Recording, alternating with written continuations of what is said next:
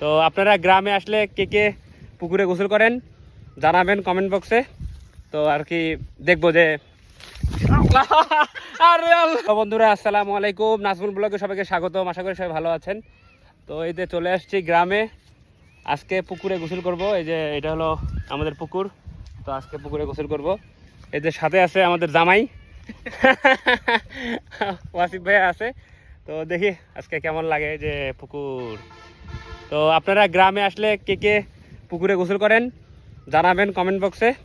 তো আর কি দেখবো যে আরে আল্লাহ রে শিট, আমি পড়ে গেছি। ও আল্লাহ, ভাই ভাই কি বলেন?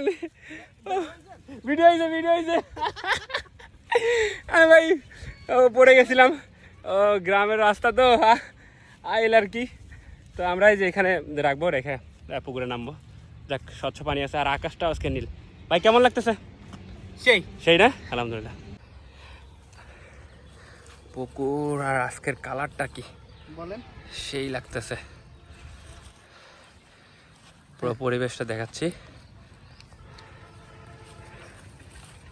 ব্যাপারটা হলো পানিতে প্রচুর পরিমাণে গরম। পানির নিচের পানিগুলো ঠান্ডা, কিন্তু উপরের পানিগুলো খুবই গরম, যার কারণে আমরা এই আবহাওয়া, বৈরী আবহাওয়ার কারণে তেমন ভালোভাবে ভিজতে পারতেছি না, কিন্তু ভালো লাগতেছে অনেক দিন পর।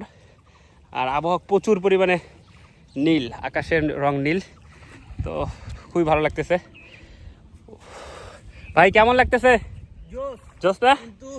উপরের পানিটা গরম আর নিচের পানিটা ঠান্ডা, এই জন্য একটু ঝামেলা, নাহলে ভালো লাগতো।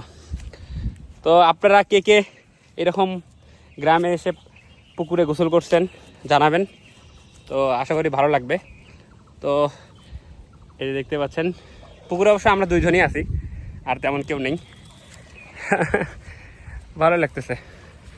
তো আপনারা যদি পরবর্তীতে কেউ গোসল করতে চান চলে আসবেন, একসাথে নামবো পুকুরে ইনশাল্লাহ। এই গোসল করা শেষ হলো আমাদের। তো প্রচুর পরিমাণে রোদ, তারপরে আলহামদুলিল্লাহ ভালো।